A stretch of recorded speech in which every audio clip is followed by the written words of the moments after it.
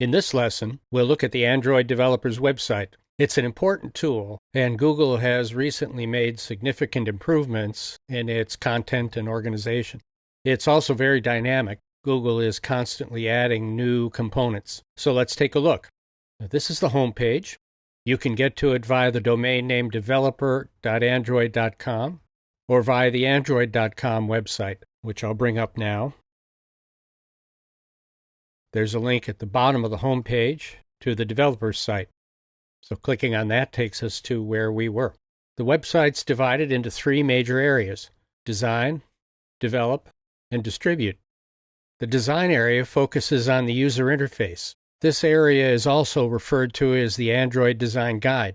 There's a lesson coming up on the design guide, so we'll leave a discussion of this part of the website for that lesson. Let's skip over for the moment to the distribute area. Now, this section focuses on how to publish your app to the Google Play Store and promote it to boost downloads and sales. There's a lesson coming up on distribution, so we'll leave this section until then. In this lesson, we'll focus on the develop section, which has 4 subsections: training, API guides, reference, and tools. Training provides instructions on how to use key elements of the Android system. Let me show you a typical example. Within Getting Started, we'll pick Building a Dynamic UI with Fragments, and let's pick Creating a Fragment. Lessons provide a summary of what the lesson teaches you, references to other lessons, and links to samples if they're included in the lesson. It includes text descriptions of concepts and technology, examples of Java code needed to achieve the target goal of the lesson, and examples of any XML that's also needed. At this point, you're probably thinking, wow, with all of these lessons on the Android site, why do I need a course from Infinite Skills? It's a good question, and here's the answer, which has multiple parts.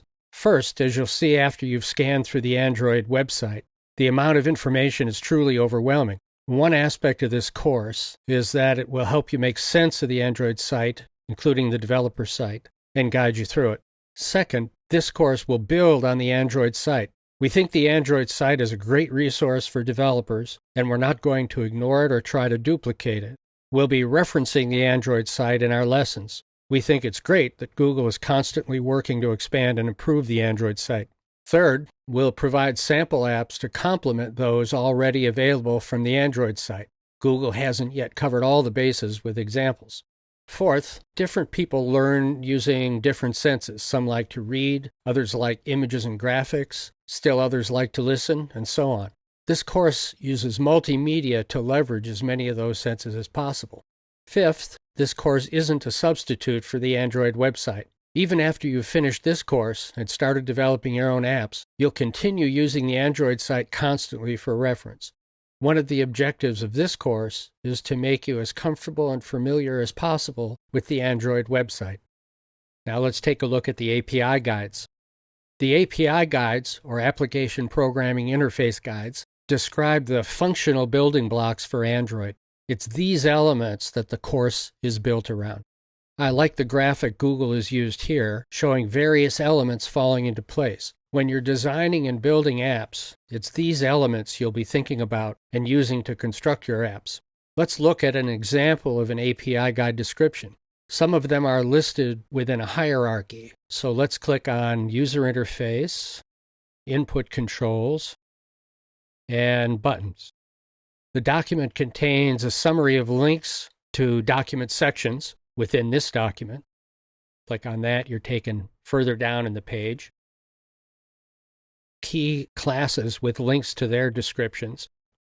If you click on Button, it takes you to a description of the button class, and we'll be looking at these class descriptions in a moment.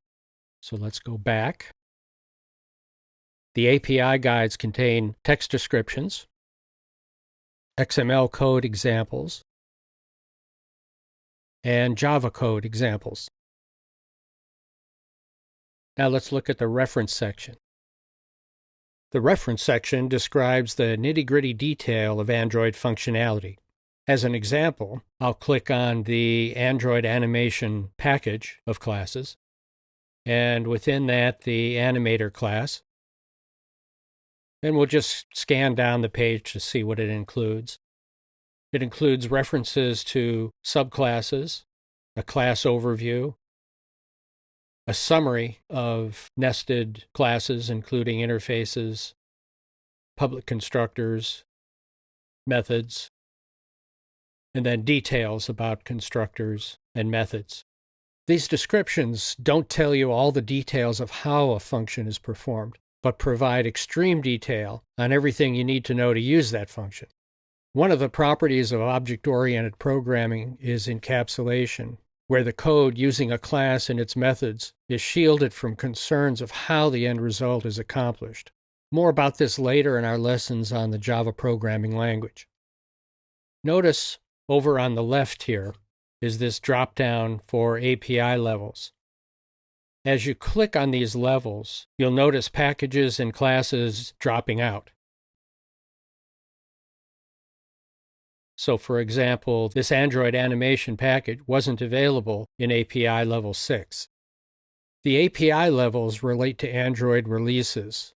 To see these relationships, click on API Guides, then come down here to the Android Manifest, scroll down to Uses SDK, and toward the bottom of this page, you see a list of the API levels and how they relate to platform versions and the version code names. The Tools section describes the tools you need to set up, develop, and debug your Android apps. I discuss a number of these in detail in other lessons, so we won't dwell on them here. So there you have it, a quick look at the Android developer's website. Before you go on to the next lesson, I recommend that you stop here and take a few minutes to scan through the website on your own. Click around a bit to get an additional feel for what's there. And remember, we'll be coming back to the Android site frequently during this course.